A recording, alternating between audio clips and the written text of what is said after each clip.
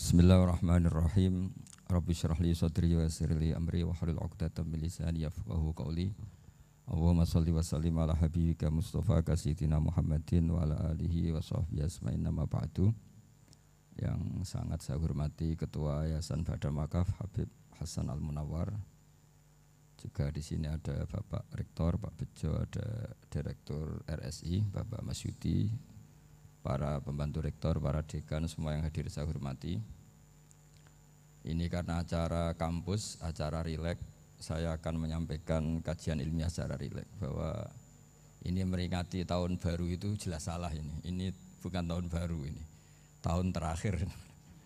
Karena ini tanggal 29 ya. 29. Jadi ini meringati akhir tahun. Tapi karena rektornya itu orang bejo, dalah itu enggak ada yang nyoal kesalahannya. Jadi ini orang pinter sama orang bejo itu hebat orang bejo. Saya ini orang pinter, maka tahu kalau ini itu akhir tahun, bukan awal tahun. Tapi saya ada orang bejo, pinter saya tidak terekspos, sehingga orang tetap saja bilang ini peringatan awal apa? Tahun. Jadi menang orang bejo gitu. Ini akhir tahun apa awal tahun? Hari ini akhir tahun. Berarti ini peringatan apa? Akhir tahun. Hanya orang bejo yang kesalahannya tidak dikoreksi.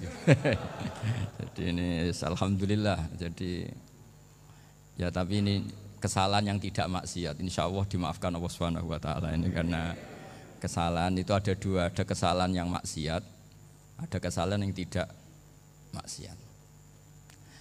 Saya punya komitmen terhadap agama ini. Baik tadi yang dikatakan Pak Rektor, ada unsur ulama, ada unsur habaib, ada unsur pengusaha, ada unsur birokrat.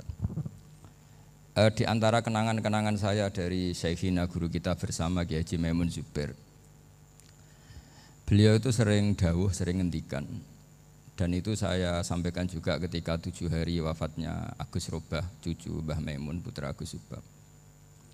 Di antara yang beliau katakan itu adalah sok hak agama itu sing gawe pegawai negeri. Itu berkali-kali beliau ngendikan gitu. Ya saya agak bantah. Lah kalau santri bah, ya santri karuan mesti gawe agama, tapi sok ben sing gawe pegawai negeri. Setelah saya jadi kiai dan penelitian, saya itu berkali-kali didatangi dokter, tentara, juga polisi. Mereka sering bilang gini, Gus saya ini dokter negeri. Saya ke NTT, ke Papua, karena saya muslim, berkebutuhan Islam, maka dibikinkan musola, dibikinkan masjid. Kalau kiai tidak bisa, bikin sendiri urunan mau narik siapa. Gitu. Mau narik tarikan di jalan yang mau nyumbang siapa. Tapi kalau kebutuhan negara, karena tugas negara, ya difasilitasi negara dan tidak dianggap misionaris karena negara. Begitu juga di beberapa negara yang non-muslim kayak di Argentina, di Venezuela itu ada masjid, ada kajian Islam ya karena duta besar dan itu aparat negara. Disinilah kearifan para ulama berkoalisi dengan umarok dengan makna yang positif bahwa agama ini harus ditopang umarok, sistem negara. Tentu di situ ada tentara, ada polisi, ada macam-macam. Kita sebagai kiai juga enggak berdaya di depan para bandar narkoba apa-apa kalau enggak ada BNN. Kita mau apa dengan korupsi kalau enggak ada KPK. Sehingga kearifan para guru-guru kita, mulai Mbah Maimun, bapak saya sendiri, NU, Muhammadiyah, semua ormas-ormas Islam itu pasti maulah kerjasama. Karena kita siapa ya? Kalau enggak kerjasama. Dan di antara pesan Rasulullah SAW adalah yaduwahi ma'al jamaah. Jadi apa ya, kebersamaan itu sudah berkah. Fa inna yadallahi ma'al jamaah. Jadi berkah. Lalu kenapa saya kalau ngaji bawa kitab? Ini agak sebetulnya itu lazim. Lazim itu suatu yang harus. Tapi karena kelamaan mubalek itu tidak pakai kitab. Seakan-akan bawa kitab itu yang aneh. Sebenarnya aneh mereka. Karena begini logika simpelnya ya. Umat Nabi ini berhak dapat apa coba? Berhak dapat warisan yang paling luhur, paling hebat, paling jernih. Apa itu Quran dan hadis? Pertanyaannya siapa yang paling punya hak otoritatif untuk menerangkan Quran hadis? Ulama. Ulama yang mana? Ya yang kapabel, yang sudah diakui dunia kayak Imam Ghazali, Imam Bukhari, Imam Syafi'i. Artinya kalau kita tidak pakai materi itu ulama mendapat pikiran kita, bukan mendapat pikiran mereka. Saya ulang lagi, kalau kita tidak pakai materi yang otentik, yang orisinil, umat ini mendapat pikiran kita, bukan pikiran mereka. Maka saya berusaha supaya teman-teman atau semua umat Islam dapat pikiran-pikirannya Imam Ghazali, pikiran-pikiran Imam Bukhari, pikiran-pikiran Abdul Qasim Al-Junaidi, kejernian-kejernian Abu Yazid Al-Bustami. Kejernian itu diantaranya adalah misalnya makalah yang menurut saya itu makalah yang super. Jadi untuk ngadepi krisis karena Covid atau karena apalah, itu lama dulu sederhana sekali. Beliau punya rumus yang mungkin jarang didengungkan orang, tapi saya akan kampanye rumus ini. Al-istighna, hakikatul istighna, itu adalah al-istighna anis syai' labihi. Jadi pemenuhan kebutuhan yang sebenarnya adalah kita berusaha menghindari sebanyak mungkin kebutuhan yang sekunder, yang enggak penting. Bukan memenuhi semua yang kita inginkan. Jadi misalnya begini ya, kalau kita lapar, itu keinginan kita itu makan enak apa asal makan? Tentu jawabannya asal makan yang sehat. Tapi kalau nuruti nafsu kita, makannya yang enak, teman makan ya enak, terus di warung yang favorit. Ini kan satu kebodohan. Kenapa untuk makan saja butuh definisi sekian banyak? Yang kita harus kecewa, warung favoritnya bisa sudah tutup, atau kita ke sana harus macet. Ribet. Yang benar-benar arif dan bijaksana itu adalah al-istighna anisya. Sesuatu yang tidak mendesak itu jangan jadikan kebutuhan. Sehingga kalau kita puasa misalnya, semua makanan itu enak karena kita sangat lapar.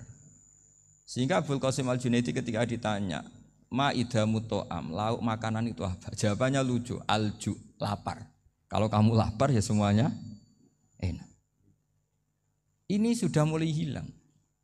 Kita bilang makan enak itu ya sate, ya gulai, ya pizza yang kita senang. Akhirnya apa? Untuk nikmati nikmatnya Allah itu kita jadi ribet. Apalagi yang orang-orang fasik harus ditemani perempuan yang tidak halal misalnya, atau harus ada ajudan, ribet. Nah pertanyaannya, orang yang ribet sama yang enggak ribet itu pinter mana? Pinter yang enggak ribet. Nah ini kearifan-kearifan yang mulai hilang.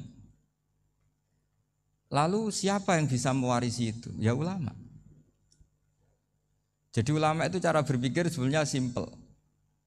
Makanya mereka sering kalau tahajud itu, di antara makalah Sayyidina Ali paling terkenal dan yang menjadikan beliau punya derajat yang luar biasa, itu adalah kafani izzan antakuna li robban wa kafani fakhron an akuna laka abdan.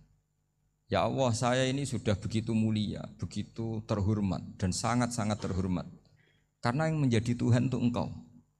Jadi rumus pertama itu karena menjadi Tuhan itu Engkau. Hanya Tuhan yang abadi, Tuhan yang pertama, hanya Tuhan yang al-awwal. Coba ya Allah kalau saya ini punya Tuhan Fir'aun. Punya Tuhan mati jadi tontonan lagi, itu kerennya di mana coba? Andai kan kita punya Tuhan Fir'aun. Atau punya Tuhan yang asal-usulnya manusia, apapun hebatnya manusia itu, kita punya Tuhan manusia itu. Tuhan yang lapar, yang kalau enggak makan mungkin pingsan, mungkin bisa kena Covid, nanti Tuhannya diisolasi, kayak apa? Makanya ketika Tuhan Allah menyindir ketuhanan selain Allah itu, Allah hanya menyindir dengan kalimat sederhana, kana yakulanit to'am, yang kamu tuhankan itu masih makan. Artinya kalau enggak makan ya lemes. Jadi lama-lama ada orang gini, alhamdulillah tadi Tuhan mampir ke saya, kelihatannya lapar, setelah tak kasih makan sehat lagi. Susah enggak punya Tuhan yang seperti itu.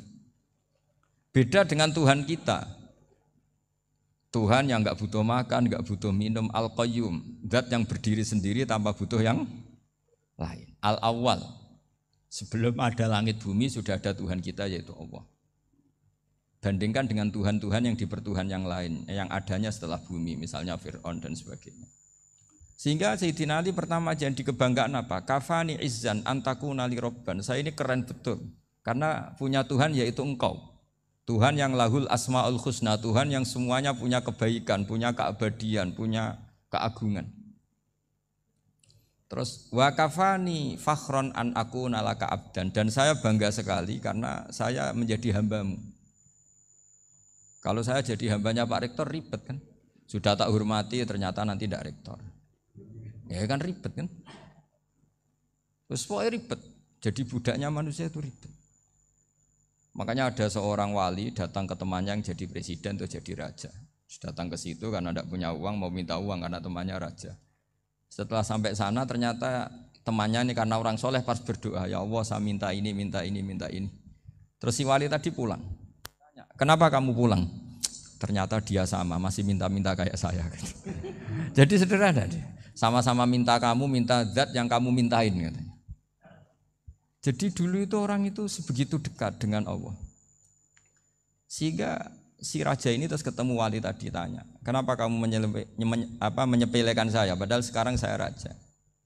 Terus ditanya sama wali tadi, karena temannya, kalau kamu di padang pasir tidak bisa minum dan harus minum 1 gelas, dengan ongkos kamu harus mengasihkan semua kerajaan kamu demi minuman itu.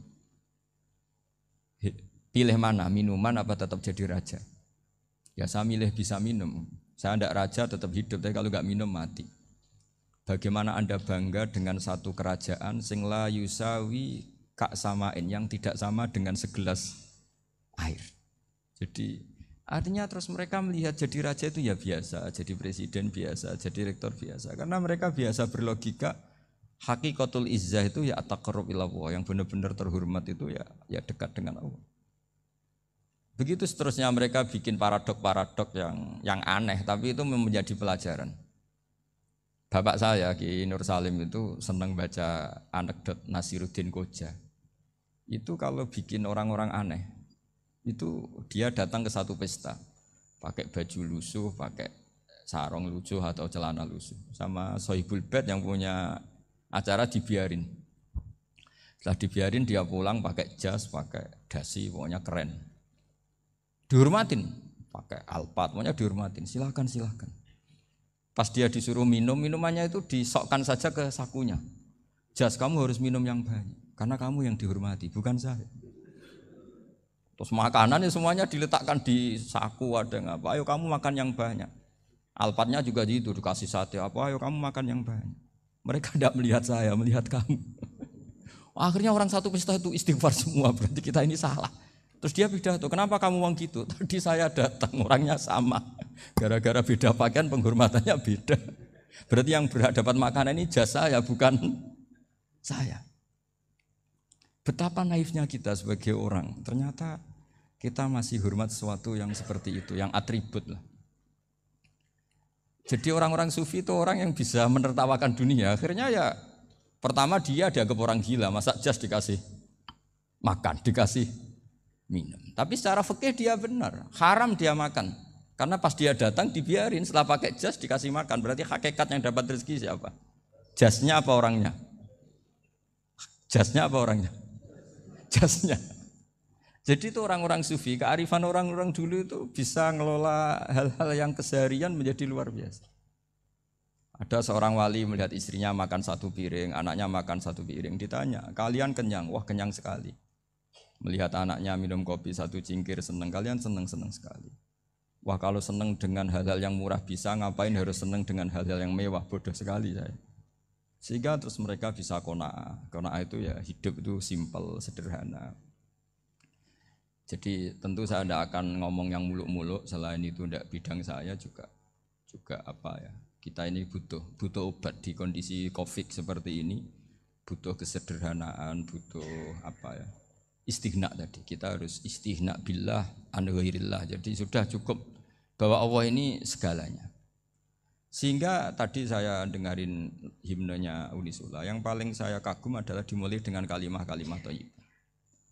Di antara tugas suci Nabi Ibrahim dan semua nabi adalah wa ja'alaha kalimatam baqiyatan fi aqibih. Nabi Ibrahim itu nabi yang diberi gelar Allah.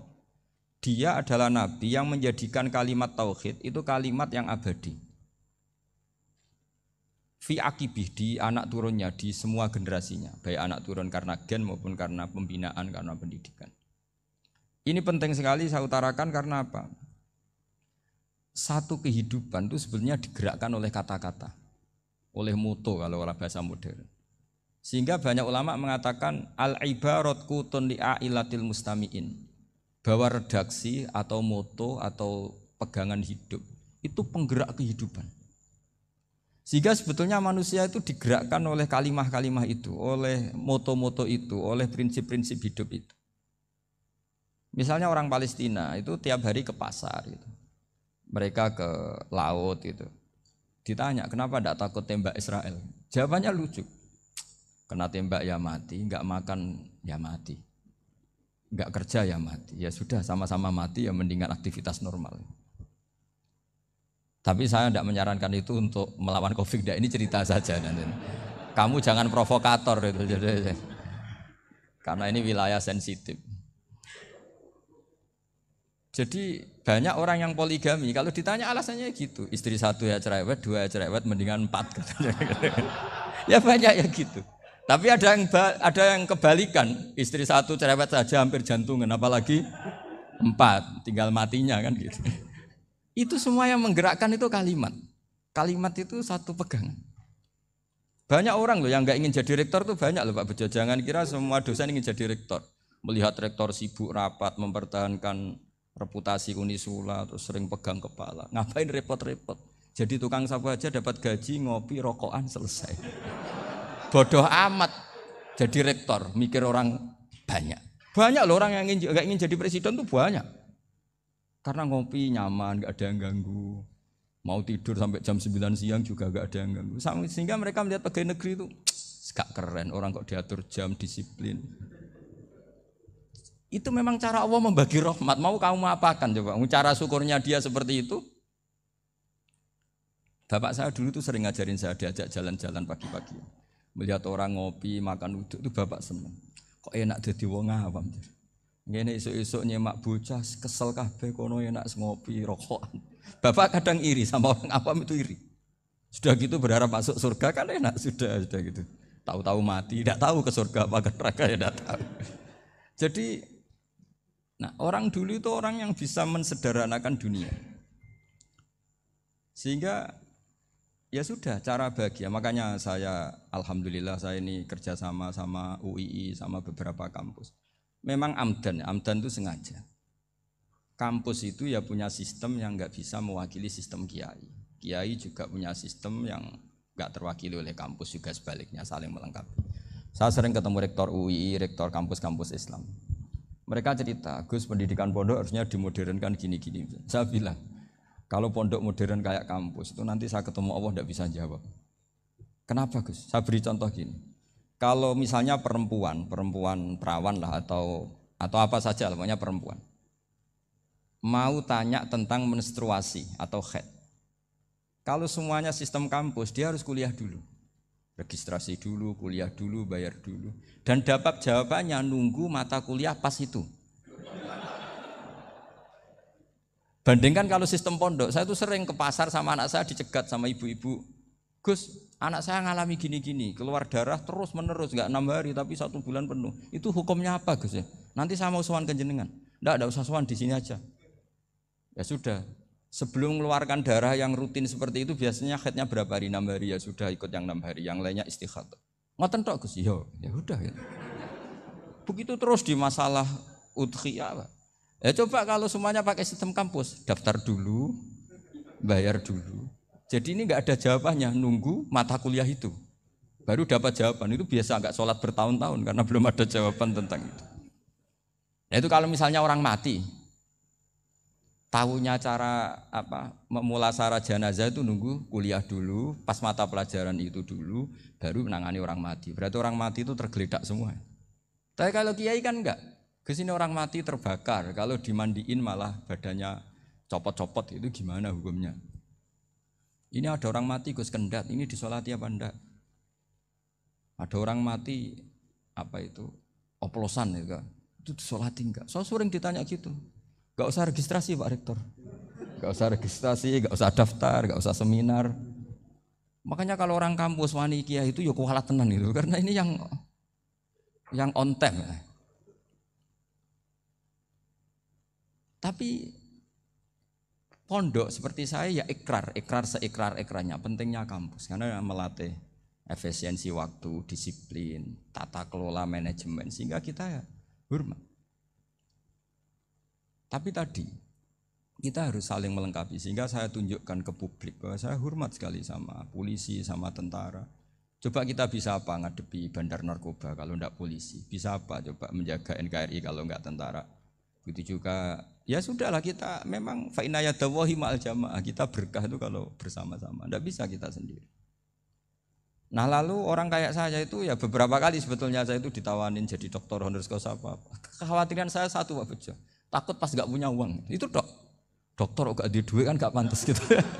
Jadi repot gitu daripada beban lah sudah lah nggak usah dokter. Jadi kalau nggak punya uang ya pantas, terus kalau ngebis ya pantas. Suatu saat kalau mati nggak ada yang hadir ya pantas, nggak dokter gitu. Kalau sudah dokter kok masuk neraka, dokter kok masuk neraka kayaknya apalagi rektor kampus Islam kok masuk neraka itu kan kok kayak nggak pas itu. Misalnya rektor Unisiola ditanya mungkar nakir, nggak bisa kan kayak gimana gitu.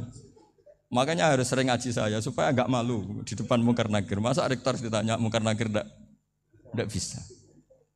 Harus berani bentak. Ini saya rektor loh Pak mungkar nakir. Masa. Kalau wali-wali dulu berani. Masyhur di cerita wali-wali ditanya marabbuka manabuka. Saya ini guru tauhid. Kok kamu tanya marabbuka manabuka yang ngelotok. Kamu tidak pernah ngaji, enak aja tanya. Jadi wali-wali itu ya rileks ngadepi mungkin. Saya yakin rileks wali di Bang Pak Rektor. Saya yakin itu. Karena wali itu lebih dekat Allah. Sehingga orang dulu itu saya ulang lagi ya, ada satu kearifan namanya hidup itu apa? Hidup itu adalah cari sebanyak mungkin supaya hidup itu tidak tergantung pada banyak hal. Sehingga misalnya cara berpikir orang-orang modern itu sebenarnya banyak orang-orang ilmuwan yang nggak ngagumi Amerika. Bukan karena angkuh ndak. Untuk mempertahankan kebesaran negara sebesar itu, kebutuhan listriknya besar, kebutuhan tentaranya besar, kebutuhan apa. Sementara negara kayak Venezuela atau Swiss kebutuhannya ada banyak. Pertanyaannya, yang tergantung dengan banyak hal sama yang tidak tergantung banyak hal, itu pinter mana? Kalau dibalik pertanyaannya gitu, negara-negara maju itu tidak keren kalau dibalik pertanyaannya. Orang yang untuk mempertahankan eksistensinya banyak, butuh banyak hal, dengan yang tidak butuh banyak hal, itu pinter mana? Orang yang bahagianya nunggu jadi dokter, nunggu jadi kiai besar, kiai viral, dengan orang yang bahagia cukup dengan ngopi, itu pinter mana? Tapi kalau dibalik pertanyaannya, orang yang tahunya nikmat hanya kopi, dengan nikmat yang banyak, pinter mana? Makanya Mbah Mun tuh kalau guyon itu lucu. Aku iku sakake ambek wong desa sing mlebu swarga. Saya dulu eskal mlebu swarga kok disakeni. Akhirnya beliau memberi penjelasan. Wong desa iku roe pakanan enak, iku mau kopi mbek uduk. Lah swarga iku mau nuruti sing dikarepno. Akhirnya wis mau mangan, wis ngopi, nguduk, ngopi, ora roh pakanan liyane ku ora roh. Nasi mandi ya ora roh, pizza ya ora roh apa-apa. Terus saya bilang, wah lah niku nak nganti selera tentang wanita cantik. Iku juga sederhana. Rodok pesek ya wis cantik, rodok ireng ya wis. Apa bidadarinya seperti itu karena saking enggak pengalamannya. Jadi surga itu kan nuruti apa yang diinginkan. Kira-kira keinginan orang kampung kalau di surga itu apa coba? Makanan apa coba? Ya mana senengnya ketemel gemblong itu. Artinya malaikat lebih suka nangani surganya orang-orang kampung timbang Pak Rektor. Ini sudah ribet ini. Makanan apa saja sudah harus dicoba. Ya. Terus kalau di mall tahu orang macam-macam, seleranya macam-macam pasti itu. Enak mana kalau sampai jadi malaikat pelayan surga? Suka ngelayani orang kampung apa yang orang kota? Orang kampung kan?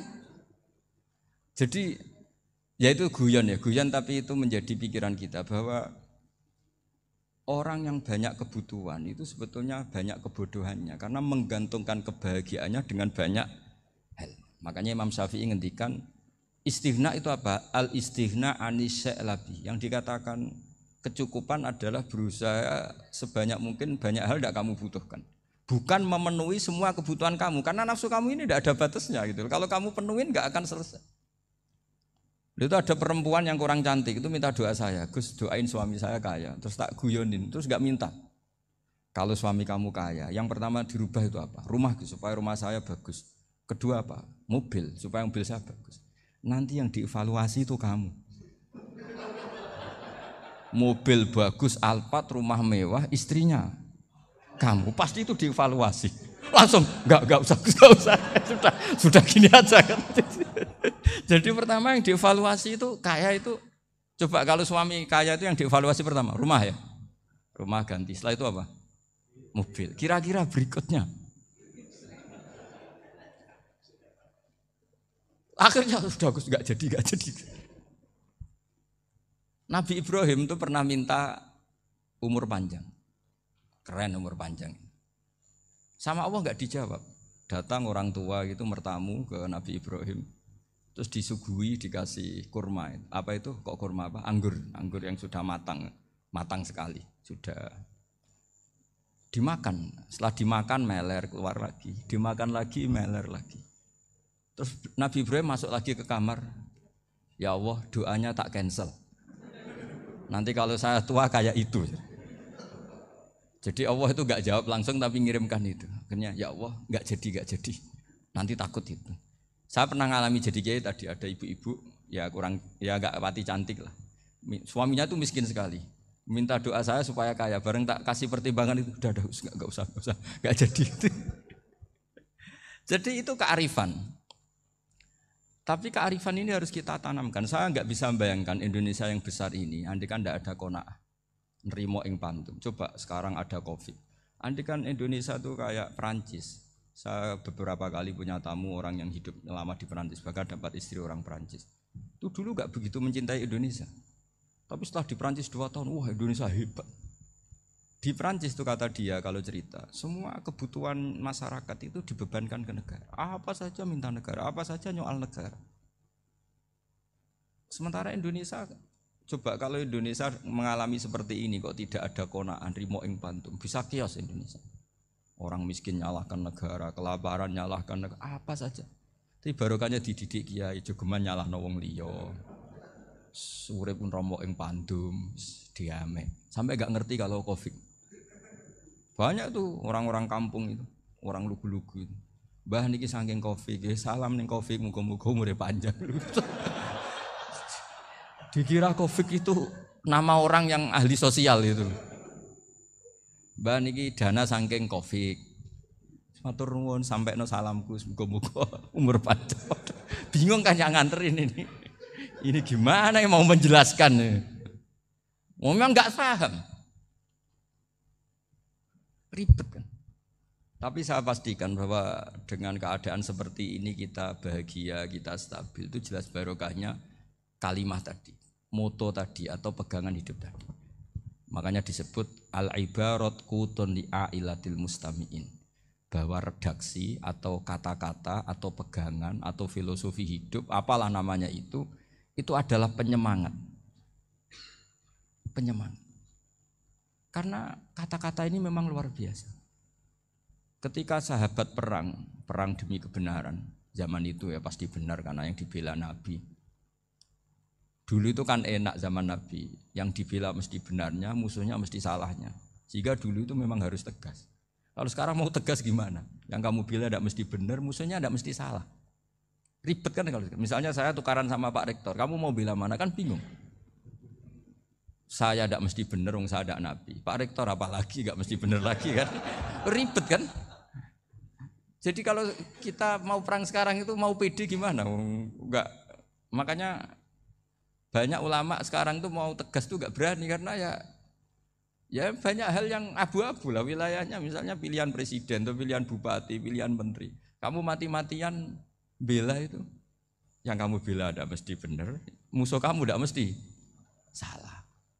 Misalnya pilihan bupati, wah ini kabupaten ini baik kalau bupatinya ini, yang satu bilang ini, terus tim suksesnya kamu tanya, kamu yakin? Ya enggak juga. Lah kenapa semangat? Kan saya botohnya paling alasannya ya itu aja, bukan yang lain. Beda dengan zaman Nabi, nabinya mesti benar, Abu Jahalnya mesti salah, kan enak aturan mainnya jelas. Singkat cerita dalam perang itu banyak sahabat yang alami luka, ngalami apa gitu. Kemudian curhat ke Nabi, ya Nabi gara-gara derekkan jenengan, ngikuti jenengan saya harus ngalami seperti ini. Ngiranya orang itu diapresiasi sama Allah keluarnya. Ternyata sama Allah enggak diapresiasi.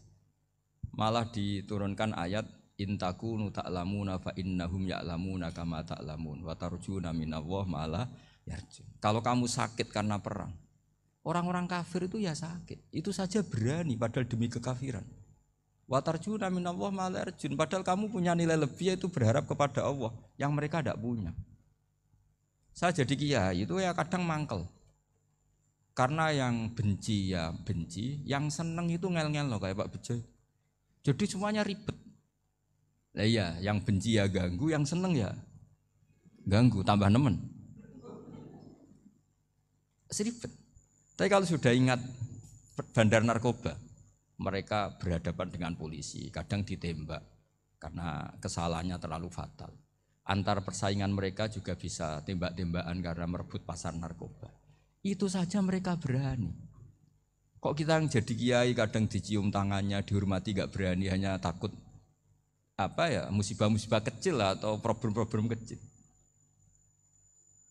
Lah iya, kalau kita bandingannya gitu. Kalau kamu mau tahajud kedinginan, itu masih nanti dihisab Allah itu gitu. Maling ayam itu keluar malam-malam, hanya dapat ayam. Itu gak takut dingin. Ya gak takut digebuki masa. Kamu mau tahajud saja takut dingin. Makanya nanti hisabnya orang soleh itu nanti dijajarkan orang dolim. Terus diperbandingkan. Wah itu habis kamu kalau itu. Jadi misalnya Unisula mau rapat, tapi ini malam, kalau malam dingin nanti sama masuk angin. Anak-anak pang di perapatan aja berani kamu. Kalau sudah perbandingannya gitu tuh ribet kita nanti. Makanya itu kalimat itu moto atau filosofi hidup. Sehingga diulang lagi nasihat itu. Iyam saskum korhun fakodu masal koma korhum mislu. Kalau kamu kena luka, orang-orang yang enggak benar juga akan kena luka. Itu aja berani demi ketidakbenaran. Masa kamu demi kebenaran enggak berani? Akhirnya orang itu, ya itu kalimat, itu heroik. Makanya kita ini penting ya, makanya tadi himne Unisula dimulai kalimat thayyibah. Karena kalimat ini yang menjaga kita kalimat ini. Misalnya tentang Tuhan. Kenapa orang Islam imannya kokoh seperti ini, termasuk yang sudah hidup di Amerika, di Australia, di mana-mana. Itu ya barokahnya ajaran atau barokahnya kalimah. Saya sebut kalimah saja pakai bahasa santri. Karena la ilaha illallah itu dalam tradisi santri disebut kalimatu haqqin alaiha nahya wa alaiha namut wa alaiha nub'ats. Ada yang riwayat wa biha nub'ats insyaallah taala minal aminin. Kenapa mereka di mana-mana meskipun sekolah di Amerika, di Australia, bahkan di Uni Soviet tetap mukmin? Itu barokahnya ajaran yang benar. Allah itu siapa? Tuhan. Tuhan itu sifat dasarnya apa? Awal. Dia harus wujud awal sebelum makhluk yang lain. Sehingga ketika ada negara yang maju, yang tertib, manajemennya tertib, masyarakatnya makmur, tapi punya Tuhan yang tidak seperti itu, tidak awal, itu sudah gak nyaman. Karena ndaklah keren Tuhan saya, karena Tuhan saya itu al-awwal, zat yang pertama. Tuhan saya keren lah, zat yang gak mati. Tuhan yang gak mati, yang gak pernah mengalami kematian. Sehingga tontonan atau yang dilihat kenikmatan-kenikmatan yang lain ini tidak mengubah dia pendirian tentang Tuhan. Karena mantapnya satu kalimat tadi bahwa Tuhan itu ya harus satu, harus awal, harus tidak mati, tidak rusak, tidak mengalami apa-apa yang membahayakan. Sehingga ketika ditawarin Tuhan yang lain meskipun menjanjikan secara finansial atau kemakmuran, mereka gak tertarik. Itu coba, itu barokahnya makmur apa barokahnya ajaran? Barokahnya ajaran. Sering negara Islam itu kalah makmur dengan mereka, tapi barokahnya ajaran ini tetap apa? Tetap Islam. Makanya Nabi Ibrahim nabi yang sukses bikin wa ja'alaha kalimatam baqiyatan fi aqibi. Sehingga kita ini bekti sama orang tua misalnya, itu ya karena ajaran. Suwargamu itu karek wong tuamu. Nak wong tuamu ridho, Allah ridho. Nak ora ridho, Allah ora ridho. Ridho wa fi ridhol walidain wa sakhatu wa sukhtu wa fi sakhatil. Sehingga ketika ada orang tua yang agak brengsek gitu, anak-anak tetap hormat. Punya orang tua yang miskin, yang sudah miskin, tukang tombok nomor, banyak kan di kampung gitu. Ya tetap hormat. Coba kalau dari awal kita ngajari orang tua kamu hormati ya, kalau baik, kalau enggak usah. Bisa geger Indonesia. Tapi barokahnya ajaran-ajaran itu Indonesia tertib karena ada ajaran. Nah ini di sini pesantren dan Unisula semua harus berkontribusi membuat ajaran yang benar itu adalah ciri utama Islam. Sehingga Islam ini dimulai dengan ajaran kalimatu haqqin alaiha nahya wa alaiha namut. Sehingga kita tenang seperti ini. Saya ini termasuk kiai yang tenang. Meskipun kata orang banyak saya ini kiai besar, tapi termasuk kiai yang paling tenang. Termasuk yang paling tenang. Karena saya ini pakai mazhab orang-orang hebat. Saya berkali-kali cerita, orang kayak Imam Syafi'i itu orang yang luar biasa. Saya berkali-kali cerita, orang yang tadi nyium tangan kamu ya Imam Syafi'i, di belakang tuh ngerasani kamu, menghujat kamu. Jawabannya enak saja. Berarti saya alhamdulillah orang yang wibawa. Buktinya di depan saya enggak berani. Jadi enteng saja. Diceritain sebagian kampung, sebagian separuh dari warga kamu itu enggak suka kamu. Ya bagus lah enggak suka saya, enggak akan utang duit saya. Di mana-mana orang utang tuh karena teman dekat. Kalau enggak seneng pasti minimal enggak utang, enggak pinjam mobil, enggak pinjam apa. Berkah mana yang seneng sama yang gede? Jadi dianggap enteng saja. Semua yang dialamin dianggap enteng saja. Misalnya punya istri pemarah, ya baguslah marahin suami. Kalau marahin tonggo malah ribet. Jadi kamu harus terima kasih kalau dimarahin istri. Baguslah marahin saya mah, kalau marahin tonggo ribet. Jadi enteng saja. Tapi kita sekarang itu karena nafsu ya, sehingga menghadapi hidup ini ribet. Ulama dulu kalau mau mati itu senangnya bukan main. Sudah lama saya ini ingin gak maksiat. Kayaknya gak maksiat paling efektif itu mati. Ya tidak apa-apa Gusti, kalau sebaiknya mati ya mati aja. Enteng saja. Jadi melihat kematian itu akhir dari segala keburukan atau potensi keburukan. Apapun baik kita sekarang, suatu saat mungkin kita gak baik. Yang bisa menghentikan ketidakbaikan atau potensi ketidakbaikan itu apa coba? Mati kan? Berarti mati itu mengerikan apa menyenangkan? Mesti kamu tidak berani menjawab. Meskipun secara ilmu kamu berani, tapi secara rasa agak berani kan? Saya ulang lagi ya. Yang bisa menghentikan keburukan atau potensi keburukan itu apa coba? Apa? Kematian. Berarti kematian itu menyenangkan atau menyusahkan? Apapun kamu tidak berani jawab karena kamu agak-agak duniawi itu kelihatannya. Tapi secara ilmu, kamu tahu kan kalau mati itu tidak buruk-buruk banget. Karena apa? Itu akhir dari segala keburukan.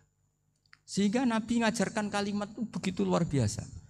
Allahumma ahyini maka natil hayatu khairan li wa tawaffani maka natil wafatu khairan li. Nabi melihat dunia itu begitu indah. Ya Allah, kalau saya ini hidup, anggap saja hidup ini ziyadatan li fi kulli khairin, menjadi modal saya menambah segala kebaikan. Jika suatu saat saya mati, anggap mawon rohatan li min kulli syarrin, itu akhir dari segala keburukan saya. Sehingga mati hidup ya baik karena di situ kita bisa berkontribusi beramal soleh. Mati juga baik karena mengakhiri segala keburukan. Nabi nate ngendikan lagi, ajaban li amril mu'mini inna amrahu kullahu khair. Orang mukmin itu mengagumkan, semuanya baik. In asobathu na'ma syakara fakana khairan lah. Kalau baru dapat nikmat, dia syukur, maka itu baik. Wa in asobatu dharra sabara. Kalau dapat masalah mereka sabar, itu juga baik. Sehingga orang mukmin dua sisinya pasti baik. Itu juga kalimat, maksudnya moto atau pegangan hidup. Nah berikut ini saya beri contoh, ini kenangan saya, ini contoh terakhir. Masalah jadi orang terkenal maupun tidak. Di sini dicontohkan Imam Ghazali di halaman 367 di kitab saya 367, juznya 3 di kitab Ihya Ulumuddin. Di sini beliau cerita betapa untuk menjaga ikhlas sebaiknya orang itu tidak terkenal, tidak syuhrah, tidak terkenal. Oke, itu kita sepakat ya, karena kalau terkenal mungkin orang dipaksa publik dengan tanda kutip untuk selalu berbuat baik, tapi karena jaim lah, jaga image atau apa. Tapi ketika dibalik pertanyaannya, kamu rela yang terkenal itu orang enggak benar, sementara yang orang benar itu enggak terkenal. Lalu masyarakat taunya yang tidak benar. Kalau pertanyaannya dibalik gitu, orang baik wajib terkenal enggak? Kalau pertanyaannya dibalik seperti itu. Dokter yang benar tidak terkenal, yang malpraktek terkenal. Kamu ingin kondisi seperti itu? Gak ingin kan? Kampus yang bagus gak terkenal, kampus yang bagus gak terkenal, yang gak bagus. Nah, Artinya apa? Gara-gara olah kata, olah pikiran, ini logika jadi rubah. Lagi-lagi apa? Jawaban itu ada di kata-kata sebetulnya. Makanya bab-bab seperti ini tidak usahlah kita berdebat, berpolemik. Sebaiknya orang itu humul, menutup diri. Apa sebaiknya orang terkenal, itu nggak perlu seperti itu. Sudah terserah Tuhan saja. Makanya saya mulai dulu ngaji sampai sekarang itu ya tidak punya punya ikon tertentu atau punya website tertentu, enggak. Sudah terserah pangeran. Sudah. Saya juga tidak sok suci materialistik atau enggak, ya enggak mikir saya. Bukan apa-apa ya, karena saya ini kiai, jadi biasa urusannya sama Allah, tidak sama makhluk. Jadi pusing kalau sama sarah-sarahnya makhluk itu pusing. Meskipun rektor kalau nasihati saya pasti tidak saya terima, itu tetap makhluk, itu sudah tidak ngefek kalau saya itu sudah ada itu. Bukan karena saya sombong, ya memang makhluk betul gitu, bukan. Cuma nasibnya bejo aja, tapi makhluk tetap makhluk. Saya beri contoh ya. Ini makalah yang ditulis Imam Ghazali. Ya, i'lam aslahaka Allah anna aslal jah wa intisarus sayyid atau sayyidi wal istihar. Wa huwa mazmum itu. Balil mahmudu al-khumulu illa man syaharahu wa ta'ala linasri dini min ghairi takallufi talabi syuhrati minhu. Jadi kalau kamu ingin ibadah kamu selamat, ya kamu jangan terkenal. Tapi resikonya adalah kalau kebaikan itu tidak terkenal, maka enggak dikenali. Kalau enggak dikenali berarti masyarakat hanya punya percontohan yang tidak baik, karena yang baik tidak terkenal. Jadi itulah ulama-ulama dulu. Jadi apa-apa itu dibanding-bandingkan. Kemudian nanti kelihatan, jawabannya itu kelihatan. Jadi ulama dulu itu biasa ngarang misalnya afatun nikah, sisi negatifnya nikah. Harus ngurmat istri, harus macam-macam, kalau terlantar itu ya dosa. Seperti tadi Pak Marsudi cerita, kalau orang ngapalkan Quran itu takut lupa, kalau lupa itu jadi dosa. Pertanyaannya, kalau semua orang takut lupa, takut dosa, semua orang enggak hafal Quran karena potongan-potongan lupa. Cara berpikir tidak seperti itu. Kalau berpikir ya namanya hafalan ya inginnya hafal, kan enggak ingin lupa. Lah nanti kalau takdirnya lupa karena hal-hal yang dimaklumi oleh syariat itu enggak yang termasuk dosa. Yang dosa itu lupa takliwiri udhrin syar'iyyin, lupa yang tidak ada sebab yang apa? Syar'i. Tapi lupa bawaan EQ-nya enggak bagus. Lupa bawaan sering dibentak. Oh itu enggak masalah karena bawaannya orang tertekan itu ya lupa. Coba kamu hafal Quran, terus punya kredit jatuh tempo, pas hari itu aku yakin enggak cerdas sudah. Itu bawaannya orang tertekan itu pasti lupa.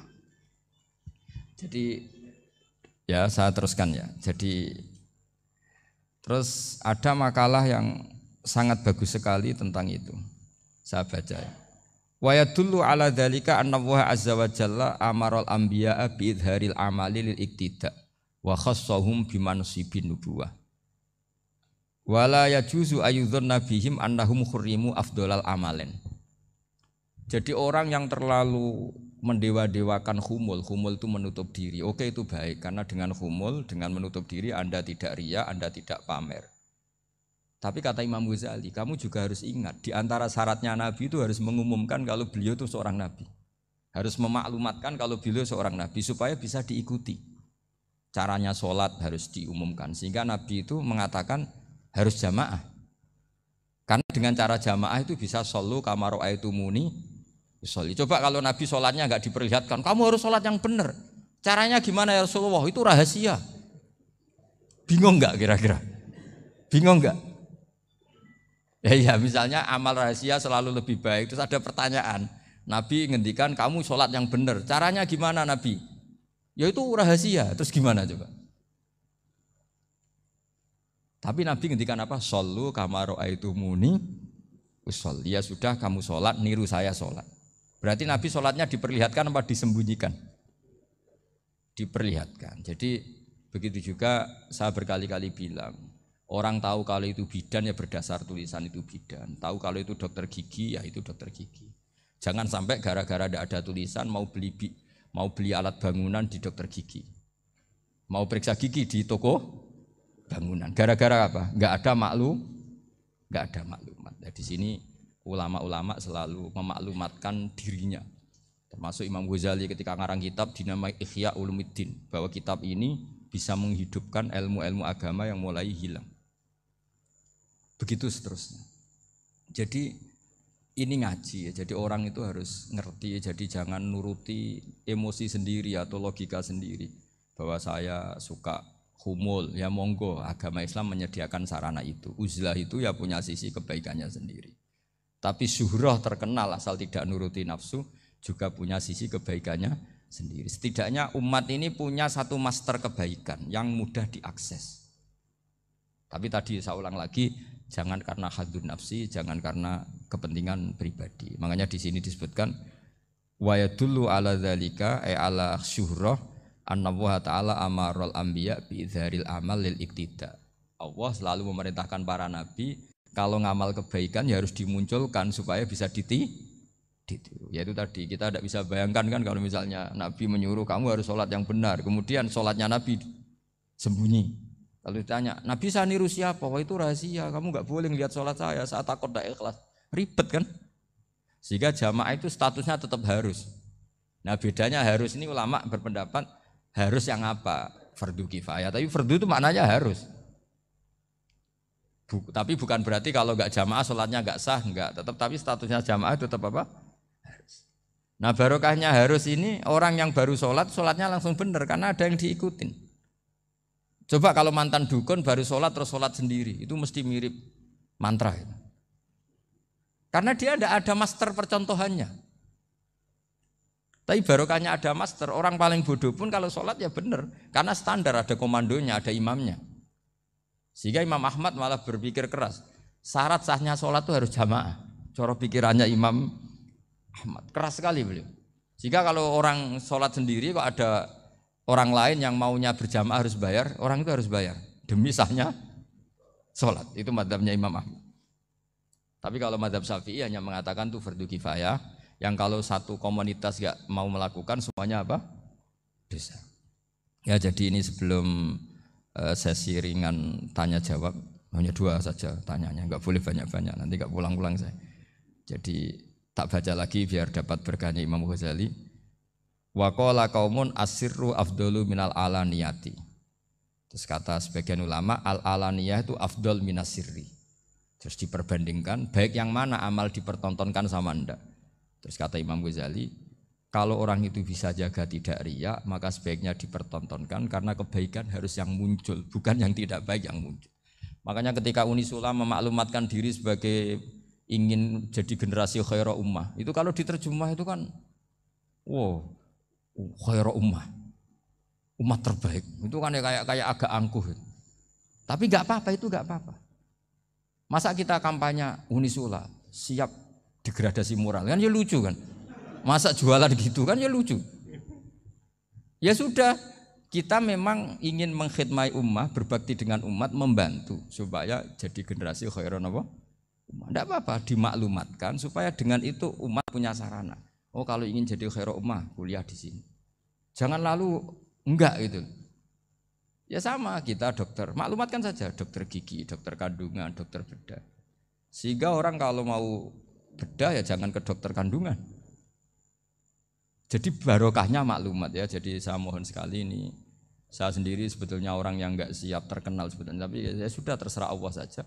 Kalau itu cara Allah menyebar kebaikan, ya monggo. Pokoknya kita tawakal saja sama Allah Subhanahu wa taala. Ya saya kira demikian. Assalamualaikum warahmatullahi wabarakatuh.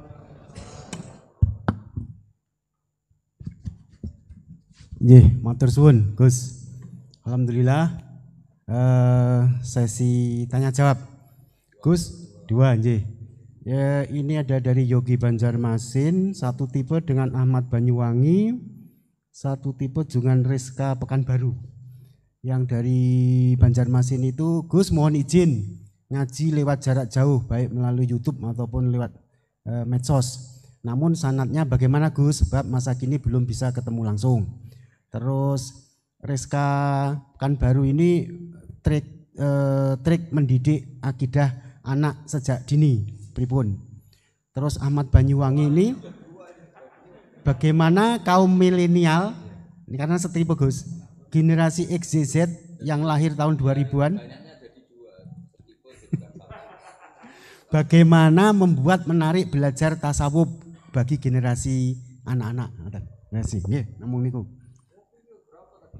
Tapi setunggal tipe niki tasawuf. Bagaimana belajar tasawuf untuk generasi-generasi yang cik nom-nom niku.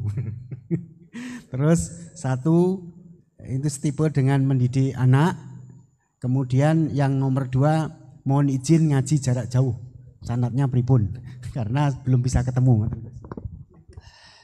Begini ya, saya mungkin yang kesekian kali ya punya tamu dari Kalimantan, dari Sulawesi. Memang kalau sebagian mereka pernah mondok itu tersiksa karena ngaji saya hanya lewat virtual atau lewat medsos. Kebaikan itu pasti sudah benar. Jadi dengan ketemu langsung maupun enggak itu secara sana itu sudah cukup. Cuma ada beberapa kebenaran yang butuh jelimet, butuh tahqiq, itu yang harus ketemu langsung. Tapi kalau yang kebenaran-kebenaran umum itu tidak perlu, karena kebenaran itu bahasa lainnya itu al-ma'ruf, sesuatu yang mudah dikenali oleh akal, oleh nurani, oleh komunitas, oleh sistem sosial. Sementara mungkar itu sesuatu yang aneh. Andai kan tidak ada agama pun, orang akan bilang selingkuh itu mungkar. Andai kan tidak ada agama pun, sesuatu milik siapa harus jelas. Sehingga diaturlah ini istrinya ini istrinya ini barangnya ini. Yang paling berhak make apa ya yang punya kan. Makanya nikah itu disebut ma'ruf. Yang boleh make ya yang punya. Misalnya yang boleh make mobil itu ya yang punya atau yang dapat izin. Itu disebut ma'ruf. Lalu yang enggak punya kok make, itu namanya mungkar. Ya aneh, yang enggak punya kok make tanpa izin. Sehingga kebaikan-kebaikan seperti ini enggak butuh sanad karena semua orang pasti kenal. Makanya disebut kebaikan itu al-ma'ruf. Kemungkaran disebut mungkar. Jadi ma'ruf maknanya arafahul aklu, akal ini mudah menerima. Mungkar maknanya angkarohul aklu, akal ini menjadi aneh. Kan nggak mungkin lah orang yang waras mau ini ada minuman, kalau kamu minum hilang kesadaran, minuman ini halal, itu aneh nggak? Aneh kan? Tapi kalau kebalikannya ini minuman manfaat untuk stamina, manfaat untuk kesehatan, maka ini halal. Nah agama itu datang dengan sesuatu yang ma'ruf dan menolak sesuatu yang mungkar. Nah kebaikan-kebaikan seperti ini itu Pak Rektor gak perlu sanad karena itu sudah lazim, sudah keniscayaan. Lalu ada kebenaran yang butuh detail. Misalnya begini, wali nikah itu siapa? Wali nikah itu adalah bapaknya dan mbahnya misalnya. Nah kalimat dan mbahnya ini salah kalau dalam fikih Islam. Karena mbah dalam bahasa Jawa itu bisa mbah dari ibu. Sementara dalam otoritas Islam enggak memberikan hak ke mbah dari ibu. Seperti ini enggak boleh terus misalnya orang Kalimantan nikahkan putrinya dinikahkan oleh mbah dari ibunya hanya karena berdasar fatwa oh kemarin Gus Bahak atau kiai siapa dawuh wali itu kalau enggak bapak ya mbah, wong ini mbahnya. Nah itu butuh detail. Yang dimaksud mbah di bab wali adalah abul ab, bapaknya bapak, bukan sekedar mbah. Nah hal-hal seperti itu mohon sekali untuk tidak kesusu atau tidak tergesa ngambil kesimpulan karena itu butuh fikih yang apa? Detail. Ya butuh fikih yang apa? Detail. Padahal istilahnya sama, wali itu bapak dan mbah. Sehingga dalam kitab-kitab matan misalnya kalau ada fa'ahakul auliya bitazwid abun summa jaddun itu pasti sama Sarah dikritik. Al-aula ayyakula abul ab, seharusnya jangan dikatakan mbah karena kalau mbah memasukkan dari ibu. Yang benar adalah abun fa'abul ab, bapaknya bapak. Nah, jadi kira-kira gitu Pak Rektor. Gantian jenengan yang menjelaskan ini. Yang nomor 2, bagaimana mendidik akidah dan tasawuf bagi generasi-generasi milenial ini. Ya kayak tadi tasawuf maupun tauhid maupun ilmu moral apapun itu mudah sekali dididik. Ciri utama agama ini itu ad-dinu yusrun, agama itu mudah. Mudah itu artinya ya nurani nerima ya gampang, akal ya gampang, komunitas ya nerima gampang. Kayak tadi penjelasan saya tentang Tuhan. Ada orang miskin dari Indonesia, misalnya kuliah di Amerika. Dia mulai kecil tahu yang seharusnya jadi Tuhan itu siapa. Ya yang menciptakan langit bumi, sebaiknya yang jadi Tuhan itu siapa? Ya yang wujudnya paling awal. Kemudian dikasih alternatif Tuhan yang wujudnya ada tanggalnya. Keren enggak misalnya? Kan terus enggak keren. Kok Tuhan sama buminya kok dulu buminya, kayaknya kok enggak lah kayak gitu. Artinya barokahnya logika yang sehat ini kan ya setahu saya hampir jarang kan yang murtad masalah tauhid itu. Kalau moral banyak yang agak nakal, tapi secara tauhid jarang yang murtad karena tanaman logika tauhid itu mantap di Indonesia. Mulai kecil kan diajarin wujud, qidam, baqa, mukhalafatul lihawadisi, qiyamuhu fi nafsi. Sama, moral juga gitu. Jom jogeman misoi wong, kan dipisoi sakit enggak? Jangan pernah mencubit orang, dicubit itu sakit. Jadi orang diberi rasa, enggak enak loh disakitin orang, dijotosin orang, ya sudah jangan jotosin orang, enggak enak. Sehingga apa ya, kalau kamu ingin sopan ya disopani ya harus sopan, kalau ingin dihormati harus menghormati orang lain. Sehingga itu tertanam. Makanya bangsa kita termasuk yang terbaik akhlaknya. Kalau musim haji itu dipuji-puji sama sekian negara karena pantangan lah kita nginjek orang sholat, melangkai orang ruko, orang sujud. Kalau orang lain mungkin kan seenaknya. Iya, karena mulai kecil itu dilatih tidak boleh melangkai orang, tidak boleh. Jadi akhlak itu ya diajarkan mulai kecil plus logikanya. Logika itu ya apa saja lah, yang penting menjadi anak kecil itu paham. Dan itu mudah, saya ulang lagi mudah, karena agama ini ad-dinu yusrun, agama ini mudah, jadi mudah dipahami. Enggak bisa kamu katakan misalnya tasawuf. Tasawuf itu ya gampang kayak tadi, seperti Bapak kalau ngendikan. Makanan yang membuat enak itu karena menunya yang mewah kamu cocok atau karena kamu lapar. Lama-lama orang kan berpikir, ya setiap puasa itu kok tempe enak, tahu enak, tapi kalau sudah buka, sudah kenyang, apa saja semuanya menjadi tidak enak. Padahal kualitas menunya masih enak, tapi gara-gara kenyang menjadi tidak enak. Berarti penyebab enak itu lapar apa menu? Lapar. Jadi apa ya, kearifan-kearifan ini loh yang menjadikan luar biasa. Makanya tadi ada kalimat yang benar, wa ja'alaha kalimatam baqiyatan fi aqibi. Jadi Ibrahim adalah nabi yang sukses menanamkan filosofi kebenaran ke anak cucunya. Dah, yang terakhir? Dah. Ini Siti Mutmainah dari Undip. Yeah. Maunya bergabung tapi karena terbatas, mohon izin Gus mengingat mati kebaikannya nopo untuk keluarga maupun pemimpin. Wah, ya bagus lah kalau itu. Kalau di kitab-kitab yang saya baca, ingat mati itu tidak selalu baik, juga tidak selalu buruk. Malah kalau menurut Sayyid Abdul Al-Haddad, khusus yang para pelajar yang mencari ilmu itu nggak baik ibadahnya ingat mati. Karena dia harus dinamis, harus mobil. Kalau ingat mati kan terus lemes. Tapi kalau untuk pejabat harus ingat mati, kalau enggak korupsi terus. Harus ingat mati. Jadi kalau manfaat bagi keluarga begini ya, saya merasakan. Ini tanya anak saya itu baru tamat aliyah kemarin. Yang satu barusan mondok sarang baru 2 bulan atau 1 bulan. Itu saya kalau bilang ke anak-anak gini, kamu ketemu saya itu harus spesial. Bisa saja bapak besok itu meninggal. Jadi semua hari itu spesial. Karena jangan-jangan ini kenangan terakhir. Nabi itu kalau ngajari orang supaya sholat khusyuk, sholli ka'annaha sholatu muwaddi'in. Kamu sholat seakan-akan itu sholat terakhir kamu. Oh itu mesti serius. Kamu ketemu istri seakan-akan terakhir pertemuan kayak mau pergi ke New Zealand atau ke Amerika. Aja malam itu spesial karena besok istri saya pergi. Bayangkan kalau itu terakhir mau mati. Sampai ngamuk serasido lah kan gitu. Jadi hikmah ingat mati itu makanya Nabi di antara riwayat ya. Meskipun riwayat ini diperdebatkan, tapi jelas ini satu petua yang baik. Wa'mal li akhiratika ka'annaka tamutu dan kamu beramal untuk akhiratmu seakan-akan besok itu mati. Maka sholat kita akan spesial, hidup kita akan spesial karena kenangan kita terbaik ya sekarang, besok sudah mati. Sehingga anak-anak saya itu sama saya itu senang sekali. Saya juga sama anak-anak senang. Karena kesempatan ini tidak selalu ada.